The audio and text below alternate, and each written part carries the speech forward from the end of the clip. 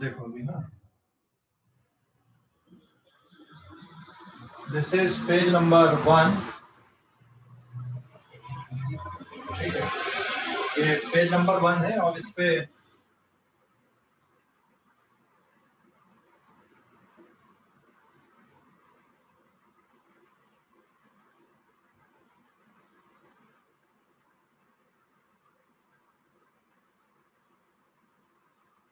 आज अपन पढ़ रहे हैं। कल हमने रिफ्लेक्शन को देखा था, आज है अपीरेंट डेप्थ। उसी पे apparent depth.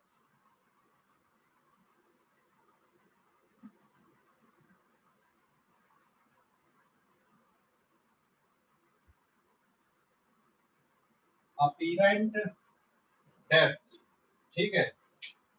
Apparent depth refraction से रिलेटेड है और हमारे सिलेबस में और नॉर्मल इंसिडेंस अपीरेंट डेप्थ और नियरली नॉर्मल इंसिडेंस के लिए है। मतलब ज्यादा साइड से हमको नहीं देखना, ठीक है। अपीरेंट डेप्थ का जो केस, तो इस पे केस 1,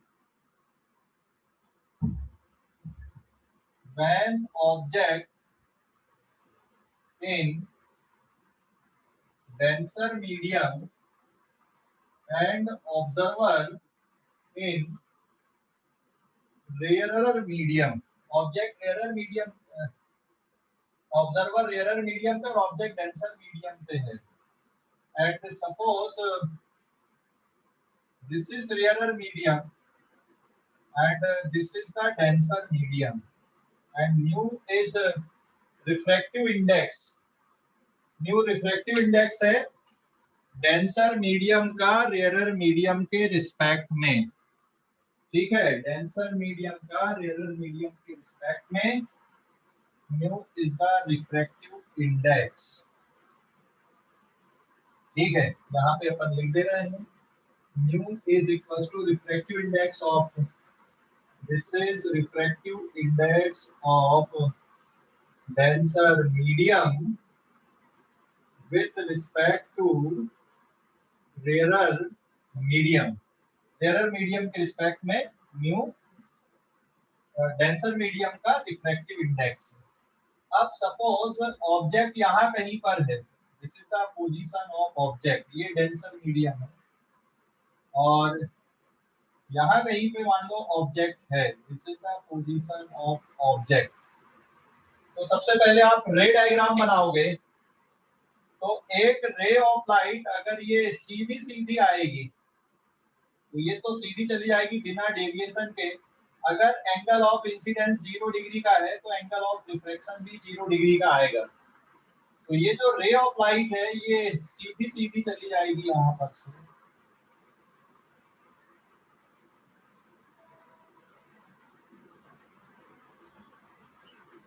दूसरी रे ऑफ लाइट को थोड़ा सा यहाँ से लेना और जब ये दूसरी वाली रे ऑफ लाइट यहाँ पे रेयर मीडियम में आएगी then it bend away from the normal और हमारी आई की पोजीशन यहाँ कहीं पर है, this is the position of our eye. मतलब ये हो गया आपका ऑब्जर्वर। समझ गए? क्या लगेगा,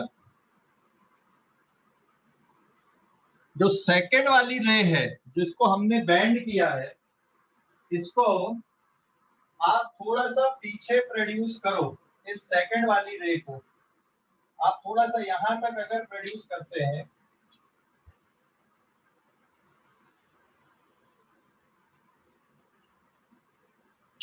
इसको आप पीछे तक प्रोड्यूस करते तो आपको क्या लगेगा कि ऑब्जेक्ट यहाँ पर नहीं है, ये ओ डैश पोजीशन पर है।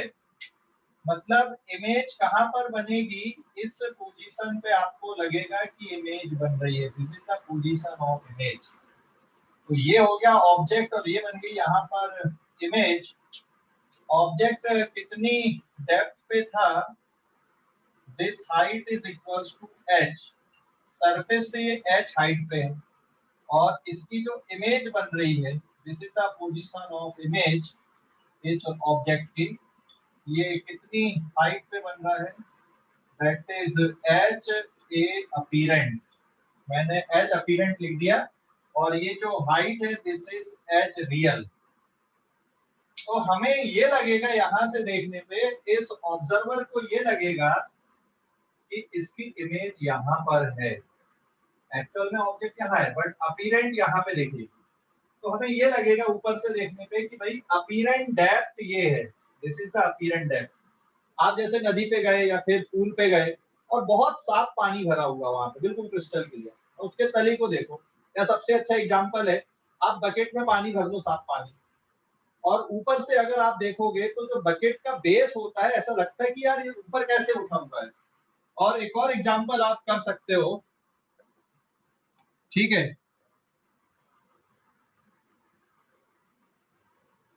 एक और एग्जांपल आप कर सकते हो, कांच की गिलास में पानी भर लो और एक कॉइन डूब दो, ऊपर से देखोगे तो ऐसा लगेगा कि वो कॉइन ऊपर उठी हुई है, उसका बेस आपको नीचे दिखेगा और कॉइन की पोजीशन कैसी दिखेगी आपको, ऊपर उठे हुई दिखेगी। तो उसका रीजन ये होता है, this is the apparent depth.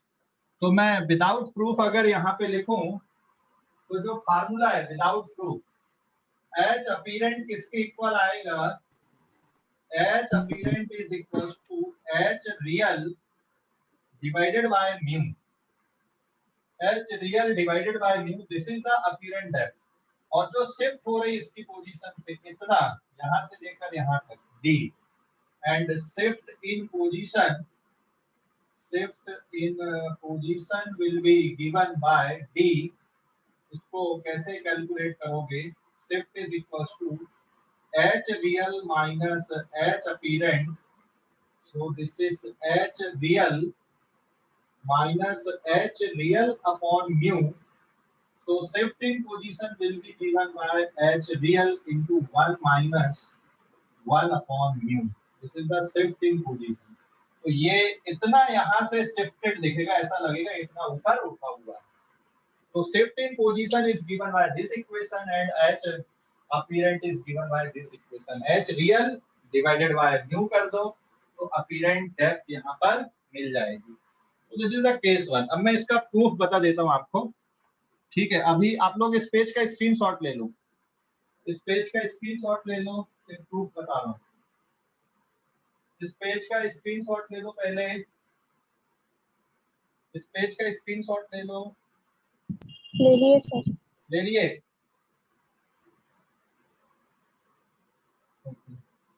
And then page number 2 अब। तो ये फार्मूला, इसको हम डिराइव करते हैं, डेरिवेशन इसका बहुत ही सिंपल है, ठीक है, फार्मूले का जो डेरिवेशन है बहुत ही आसान है डेरिवेशन। सर, हाँ सर डेंसर मीडियम से रेयर में दो रे ऑफ लाइट पास करे तो एक लाइट तो away from the normal bend हो गई, पर जो दूसरी वाली वो क्यों नहीं बेंड हुई? ये वाली, हाँ हाँ, अरे नॉर्मल इंसिडेंस है, एंगल ऑफ इंसिडेंस जीरो, तो एंगल ऑफ रिफ्रैक्शन भी कितना आएगा, साइन जीरो जीरो होता है कि नहीं।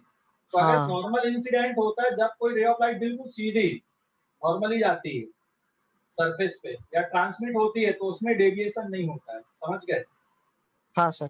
ओके, एंड अब इसका प्रूफ अगर आपको देखना है तो प्रूफ आप इस तरह से देख लो, ये ओ आई और ये बन गया आपका ए बी, यहाँ पे एक राइट ट्रायंगल है, और एंगल ऑफ इंसिडेंस कौन सा वाला आएगा, ये है एंगल ऑफ इंसिडेंस आई, तो यहाँ पर का एंगल भी आई रहेगा, और ये एंगल ऑफ रिफ्लेक्शन है तो ये आर रहेगा, तो इतना एंगल भी आर के बराबर आएगा, ठीक है। तो अब आप लिख दो, since I and R are very small, so therefore sin I is nearly equals to tan I, equals to nearly I, and sin R nearly tan R, या nearly R आप लिख सकते हो अगर बहुत स्मॉल एंगल है, क्योंकि आपने नियरली नॉर्मल इंसिडेंस के लिए आप कर रहे हो, तो एंगल ऑफ इंसिडेंस बहुत छोटा है, तो साइन आई की वैल्यू नियरली आई बन जाएगी, और उसको आप क्या लिख सकते हो फिर, tan I लिख सकते हो, ठीक है, tan I लिख सकते हो। तो अब आप राइट ट्रायंगल देखो, सो देयरफॉर ये वाले राइट ट्रायंगल में, राइट ट्रायंगल पहले देखो आप O A B and I A B, ये दो right triangle O A B और आई ए बी में यहाँ पे देखोगे आप क्या लिख सकते हैं अपन, स्नेल्स लॉ लगा देते पहले।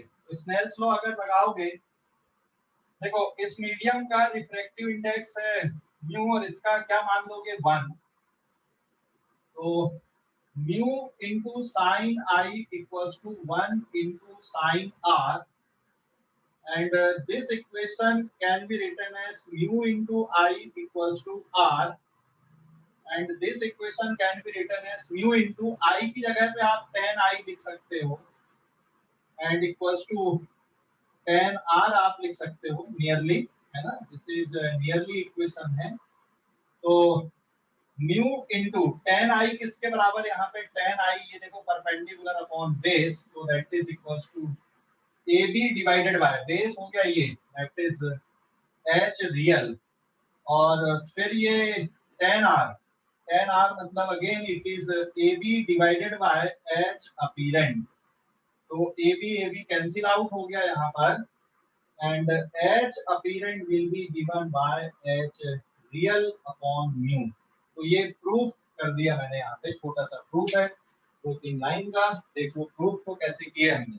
अज्यूमशन चाहिए लेकिन प्रूफ को करने के लिए, तो हमारे सिलेबस में ऑलमोस्ट नॉर्मल इंसिडेंट्स के लिए ही है ना, साइड से इंसिडेंट के लिए नहीं है apparent depth, almost normal incidents के लिए, जिससे आप साइन आई को नियरली tan आई मान सकते हो। तो प्रूफ देख लो बोर्ड में आप लोग, मैं रुका हूं।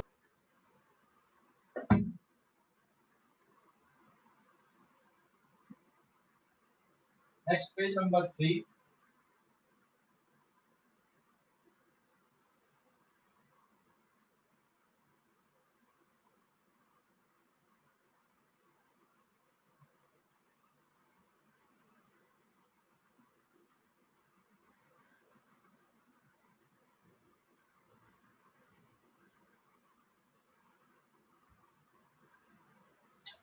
Next page number 3, case number 2,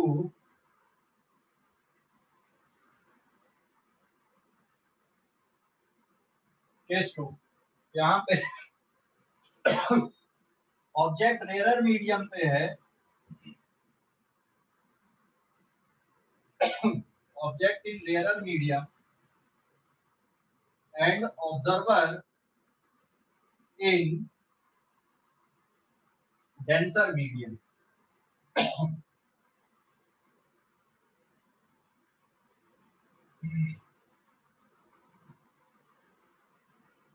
Suppose this is the rarer medium and this is denser medium, ठीक है, इसका रिफ्रैक्टिव इंडेक्स आप 1 ले लो और इसका रिफ्रैक्टिव इंडेक्स आप म्यू ले लो, सिंपली मैंने म्यू लिख दिया यहाँ पे। What is mu here, mu is refractive index of denser medium with respect to rare medium, denser upon rare, ठीक है, this is refractive index of denser with respect to rare medium. और यहाँ पर object आपका rare medium पे है, this is the position of object, ये object है। तो रे ऑफ लाइट आप कैसे निकालोगे, यहाँ पर से एक रे ऑफ लाइट सीधी आएगी बिना डेविएशन के, ये सीधी चली जाएगी नॉर्मल इंसिडेंस।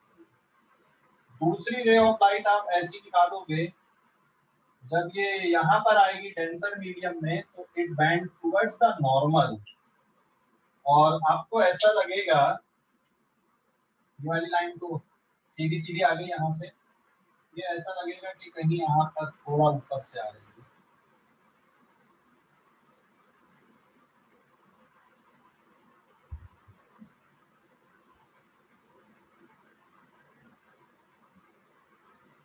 ये यहाँ पे आके मिलेगी, तो इस पोजीशन पे क्या बनेगी, इमेज बनेगी, और आपकी आई की जो पोजीशन है आप यहाँ से देख रहे हैं डेंसर मीडियम से, तो आपको ऑब्जेक्ट कहां पर दिखाई देगा? यहाँ पे ऑब्जेक्ट दिखाई नहीं देगा, ऑब्जेक्ट यहाँ दिखाई देगा, मतलब दूर दिखाई देगा। जब आप रेयर मीडियम से देख रहे थे तब ऑब्जेक्ट पास में दिखाई दे रहा था, यहाँ पर ऑब्जेक्ट कैसा दिखाई देगा आपको? दूर दिखाई देगा। ठीक है, तो this is real height h real and this is the apparent height. ये apparent height ऊपर आएगी, this is the position of image without proof. इसमें प्रूफ की जरूरत नहीं, इसका प्रूफ आप उसी से कर सकते हो, इसके पहले वाले केस के अकॉर्डिंग। ठीक है, तो विदाउट प्रूफ मैं यहाँ पे लिख दूं एच अपीरेंट किसके इक्वल आएगा? Mu into H real. देखो एच अपीरेंट जाता है, उसमें आप रिफ्रैक्टिव इंडेक्स का मल्टीप्लाई कर दे रहे हो। ठीक है, रिफ्रैक्टिव इंडेक्स का आपने मल्टीप्लाई कर दिया, और जो शिफ्ट है this is the value of shift in position. तो shift in position will be given by d and d equals to यहाँ पे आएगा h apparent minus h real. So this is mu into h real minus h real. So therefore d is equals to h real आप बाहर निकाल दोगे mu minus 1 हो जाएगा। So this is the shift in position when observing from the denser medium. मतलब object कहाँ पे रखा हुआ है? आपका रेयर मीडियम पे रखा हुआ है, तो ये केस बनेगा। ठीक है, इनको ध्यान रखना, स्क्रीनशॉट ले लो इस पेज का। डेरिवेशन करने की जरूरत नहीं है, आप डेरिवेशन किसी को करना तो कोई प्रीवियस मेथड लगेगी यहाँ पर भी। ठीक है, इस पेज का स्क्रीनशॉट ले लो। ले लिए सर। ओके, समझ लो पहले एक बार, आगे बढ़ते अपन। ले लिए स्क्रीनशॉट? हाँ सर ले लिए। ठीक है, पेज नंबर 4 है।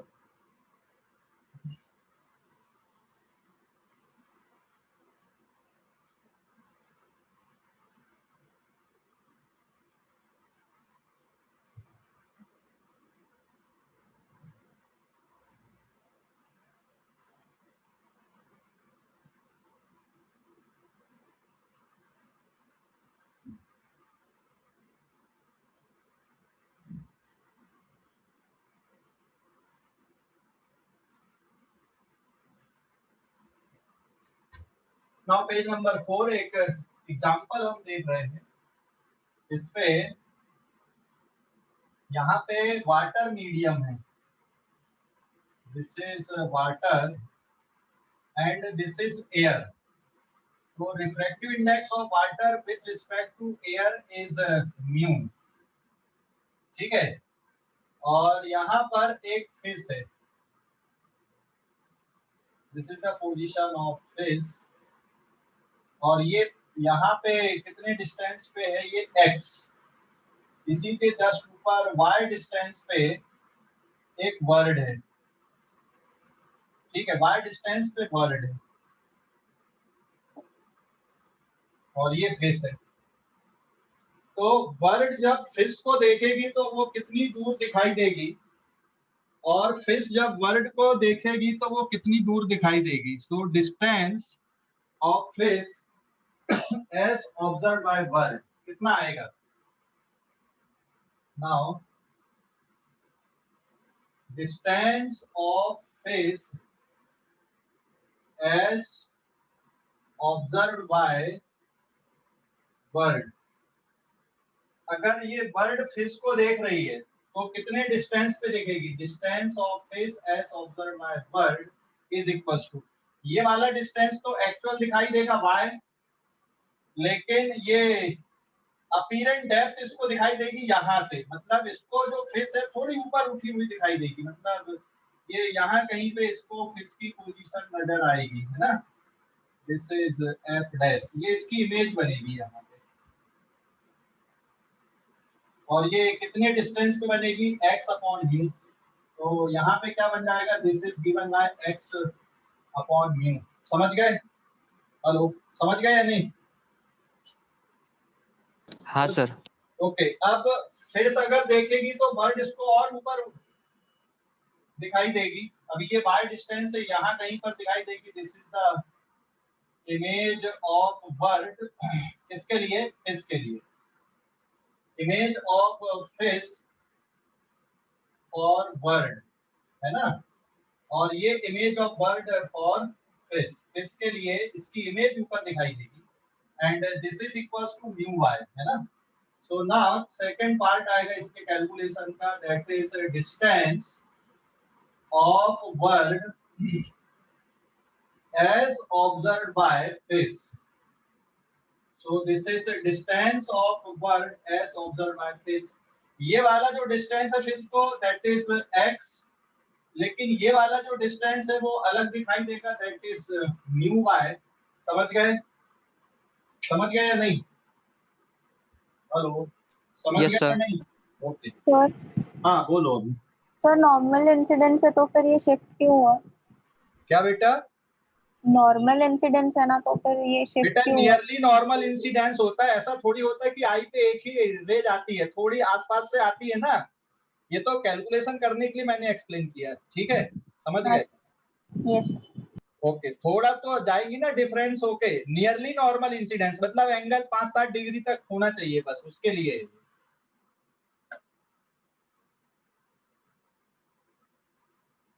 समझ गए? कैलकुलेशन समझ गए या डाउट है कोई? कैलकुलेशन समझ गए? सर फिर से बताओ। ठीक है, देख लो।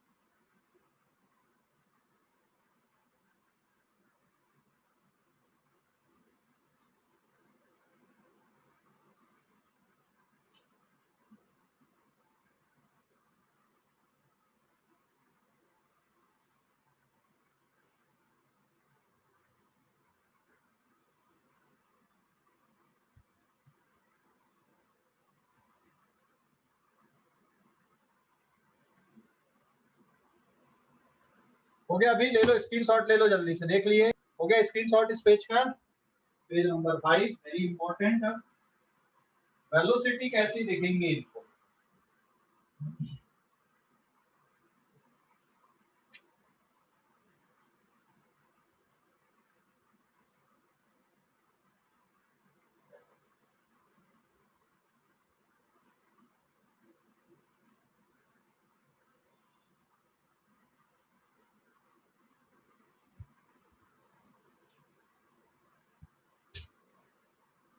यहाँ पे आप इसको नोट पे ध्यान रखना, नोट पे लिखना इसको। देखो फर्स्ट नोट, ये मान लो यहाँ पर फिश है ना, और this is the water medium and this is the air medium, और दिस इज एनी फिश। इसका रिफ्रैक्टिव इंडेक्स म्यू है, दैट इज रिफ्रैक्टिव म्यू मतलब refractive index of water with respect to air.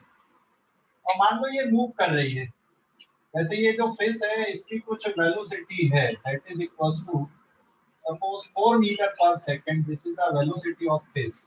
अगर आप यहाँ से ऑब्जर्व कर रहे हो फिश को, तो इस ऑब्जर्वर के लिए जो वेलोसिटी आएगी, velocity for this observer, velocity of fish with respect to observer, ये ऑब्जर्वर है यहाँ पे, तो इसके लिए वेलोसिटी क्या देखेगी, v अपॉन म्यू देखेगी। This is velocity of fish divided by refractive index.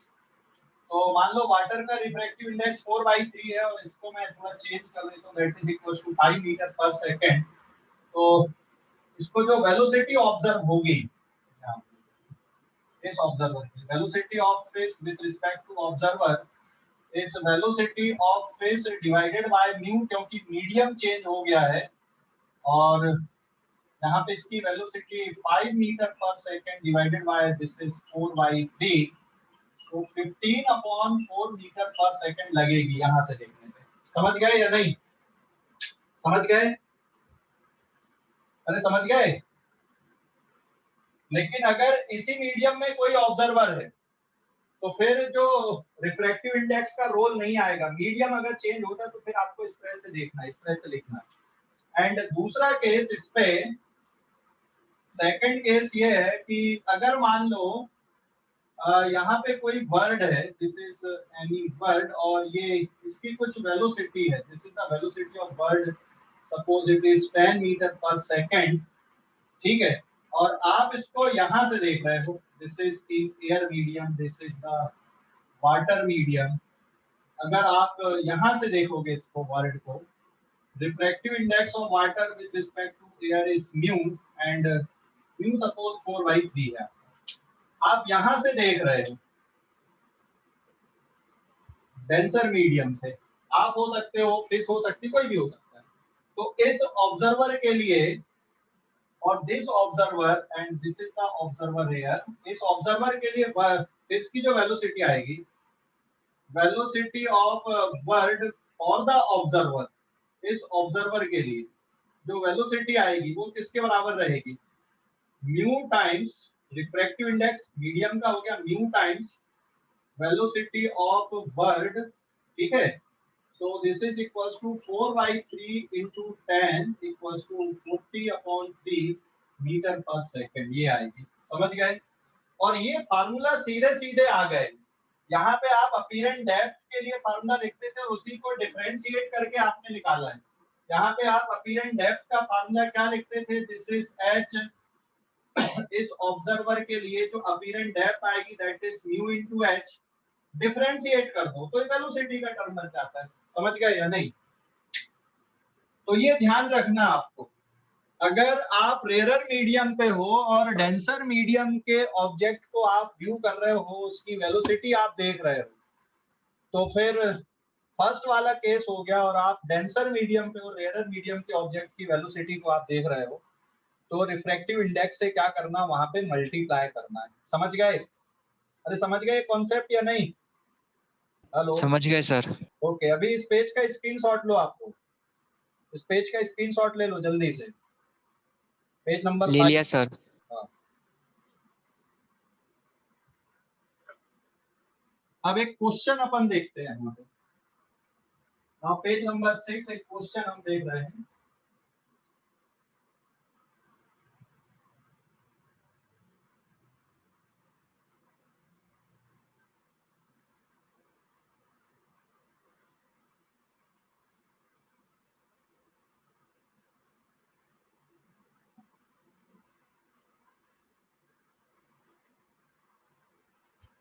Page number 6, चाहो तो आप इसको नोट पे भी रख सकते हो। रिलेटिव वेलोसिटी कैसे लिखना है, रिलेटिव वेलोसिटी कैसे रखना है। So suppose this is the air medium and this is the water medium, और यहाँ पर बर्ड है और बर्ड नीचे की तरफ जा रही है, this is the velocity of bird. Water का रिफ्रैक्टिव इंडेक्स न्यू है विद रिस्पेक्ट टू एयर, यहाँ पे फिश है और ये फिश ऊपर की तरफ आ रही है, this is the velocity of fish, ठीक है। तो अब आपको रिलेटिव वेलोसिटी लिखना है। Now velocity of fish with respect to bird, तो आपको अब एक डायरेक्शन को प्लस लेना है। मान लो आपने ऊपर का डायरेक्शन पॉजिटिव ले लिया, तो नीचे का डायरेक्शन आप क्या ले लोगे? नेगेटिव ले लोगे। डायरेक्शन लेना पड़ेगा ना, रिलेटिव वेलोसिटी लिख रहे हो, इसका मतलब क्या हुआ? This is the velocity of fish with respect to bird, bird के रिस्पेक्ट में। तो velocity of fish with respect to bird मतलब velocity of fish minus velocity of bird. तो देखो यहाँ पे ऑब्जर्वर कौन है? Who is the observer? Bird is the observer. तो फिश की वेलोसिटी लिखते टाइम आपको बहुत केयरफुल रहना, क्योंकि मीडियम चेंज हुआ, यहाँ पे म्यू से डिवाइड करना, and minus velocity of bird आपको लिखना है, ठीक है। समझ गए या नहीं? ये रिलेटिव वेलोसिटी की कॉन्सेप्ट में अपन ने पढ़े थे। अब क्योंकि ये दोनों एक दूसरे की तरफ आ रहे हैं, ये सरफेस है, दिस इज द सरफेस, ये सरफेस के रिस्पेक्ट में इसकी वेलोसिटी सपोज कितना ले लूं मैं, 5 मीटर पर सेकंड ले लूं, और इसकी velocity suppose 3 metre per second. ये किसके रिस्पेक्ट में? With respect to surface. So this is the fish velocity with respect to surface, word velocity with respect to surface. ये surface के रिस्पेक्ट में, ठीक है? क्लियर हो गया कि नहीं? सरफेस के रिस्पेक्ट में वर्ड की वेलोसिटी 5 है, फिश की वेलोसिटी 3 है। अब आप वैल्यू पुट कर दो एंड रिफ्रैक्टिव इंडेक्स सपोज यहाँ पर 4/3 है। तो जब आप वैल्यू पुट करोगे velocity of fish with respect to surface, और ऊपर का डायरेक्शन आपने प्लस लिया, तो this is +3 metre per second divided by refractive index is 4/3 and minus of, क्योंकि वर्ड नीचे की तरफ आ रहा है तो यहाँ पे आपको माइनस का साइन लेना पड़ेगा, -5 मीटर पर सेकंड, और फिर आपका आंसर निकल जाएगा इसको सॉल्व करने पे। ठीक है, तो मैं सॉल्व नहीं कर रहा हूँ पूरा, आप खुद सॉल्व कर सकते हो। यहाँ पर से मैंने पूरा मेथड बता दिया। अब दूसरा कैलकुलेशन आपको करना है velocity of bird with respect to fish. अगर फिश वर्ड को ऑब्जर्व करे तो वेलोसिटी कैसे लिखना है? So this is the velocity of bird with respect to fish. ये फिश के लिए अगर आपको लिखना है तो velocity of bird with respect to fish is velocity of bird minus velocity of fish. Who is the observer? Observer कौन है? फिश। हाँ, यहाँ पे ऑब्जर्वर कौन था? बर्ड था, तो बर्ड इज द ऑब्जर्वर। यहाँ पे ऑब्जर्वर फिश है, तो इसलिए यहाँ पे आपको क्या करना है, क्योंकि मीडियम चेंज हुआ है, ये ऑब्जर्वर ये इसको देख रहा है, तो यहाँ पे आपको वेलोसिटी ऑफ बर्ड में किसका मल्टीप्लाई करना पड़ेगा? रिफ्रैक्टिव इंडेक्स का मल्टीप्लाई करना पड़ेगा। और अब आप इसको सॉल्व कर दो तो म्यू की वैल्यू कितनी है यहाँ पर? 4/3 एंड वेलोसिटी ऑफ बर्ड क्या है? This is -5 metre per second. Minus sign क्यों लिए? क्योंकि नीचे का डायरेक्शन तुमने नेगेटिव ले लिया है, एंड माइनस ऑफ बर्ड की जो velocity that is +3 metre per second. इसको सॉल्व कर दो। So this is very important concept regarding relative velocity when the medium is changed. ठीक है, समझ गए? देख लो अच्छे से, बोर्ड में मैं रुका हुआ हूँ, कैलकुलेशन देख लो। ठीक है, स्क्रीनशॉट ले लिए इस पेज का? यहाँ पे मैंने ये पर्टिकुलर डायरेक्शन को लेके बताया, बाकी वैल्यू पुट करते टाइम आपको विद साइन सब्स्टिट्यूट करना प्लस और माइनस का, वो थोड़ा सा ध्यान रखना। ठीक है, वैल्यू पुट करते टाइम आपको ध्यान रखना है छोटा सा, है ना? अब refraction through glass slab, page number 7 पे आते हैं अपन। हो गया ये refraction through glass slab, page number 7। वैसे ये जो अपीरेंट डेप्थ होती है ये कलर पे भी डिपेंड करती है। मैं इसको मिटा देता हूँ।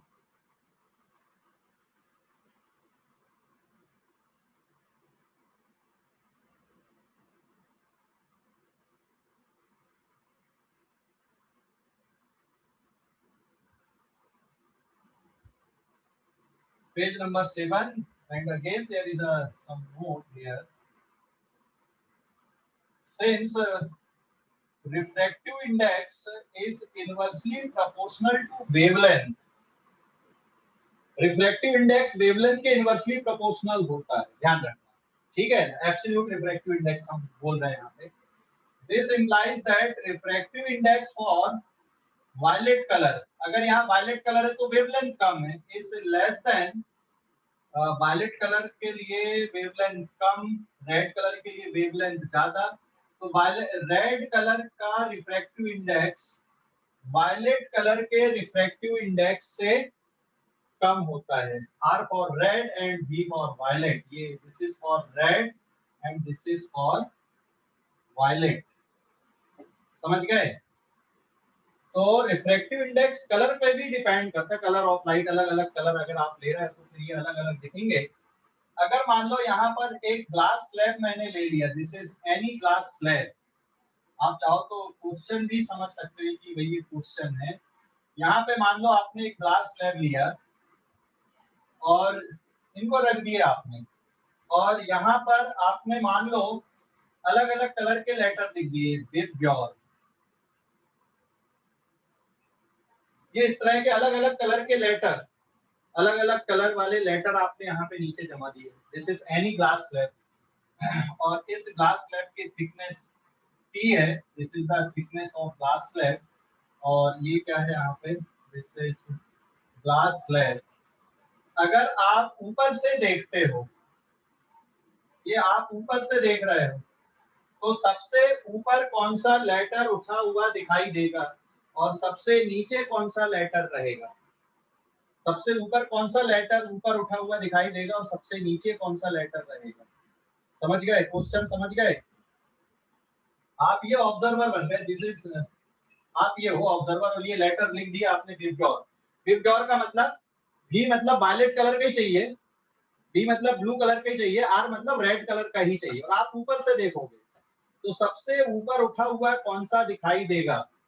तो इसके लिए since H apparent is equals to H real divided by mu होता है, therefore H apparent is equals to thickness divided by mu आएगा, ठीक है, thickness divided by mu, is it clear?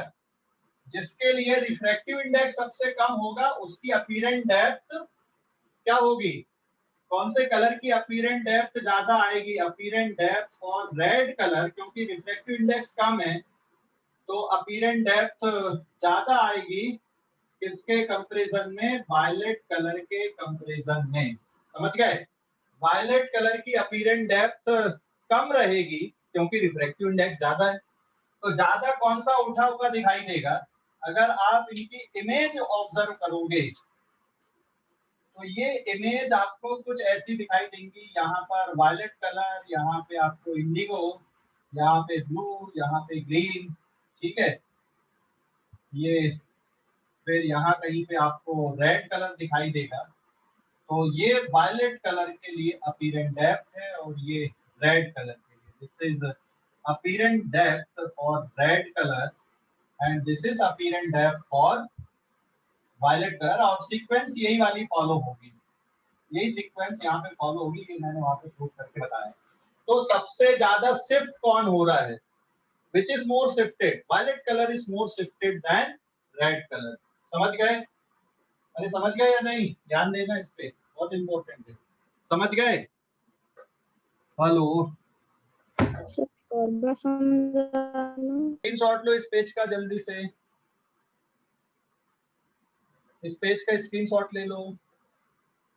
ले लिया सर। ठीक है, आगे बढ़ते हैं अपन अब। रिफ्लेक्शन थ्रू ग्लास स्लैब और स्मॉल एंगल, पेज नंबर 8 पे आते हैं।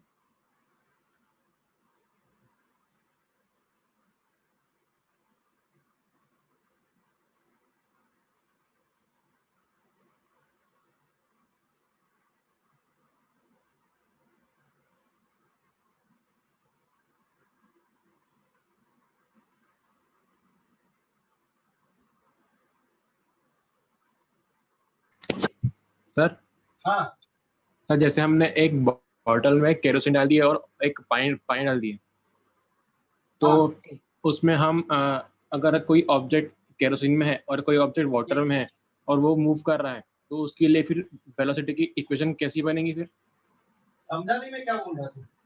जैसे हमने एक बहुत बड़ी बॉटल ले लिए और उसमें हमने पानी डाले और ऑयल डाले,